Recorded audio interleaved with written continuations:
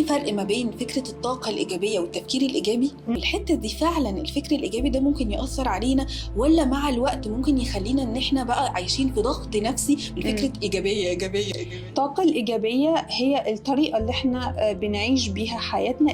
التفكير هو الأداء. الناس مبسوطة وأنا الوحيدة اللي ما بفكرش بالإيجابية. الطاقة بتتحكم فيها 3 حاجات: المشاعر والسلوك والأفكار. أول ما ألاقي في مشكلة قدامي أنا محتاج الأكسبتنس، يعني القبول.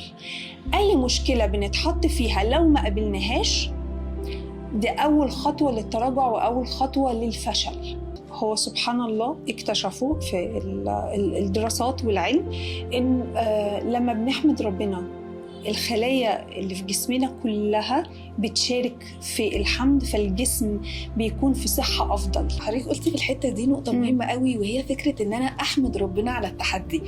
إزاي فكرة إن أنا أحمد ربنا على التحدي يساعدني إن أنا أعدي التحدي ده بنجاح؟ فكرة الاطمئنان أصلاً بيخليني أنا قادرة أعدي من أي حاجة أصلاً بتحصل في يومي. إحنا هقولك على حاجة، يعني مثلاً الأجانب يقولك إيه؟ الجراتيتيود، الامتنان. يبقى فيه دايما ناس كتير ممكن تتفرج على فيديوز اللي هو بقى الحاجات التحفيزيه اللي هو خليك دايما ايجابي. أيوة. والايجابيه بتكون مهمه قوي عندنا، واحنا طبيعي جدا بنمر بالابس اند داونز. يعني في حاجات، في اوقات بنبقى كويسين فيها وفي اوقات بنبقى تعبانين فيها، فده عادي.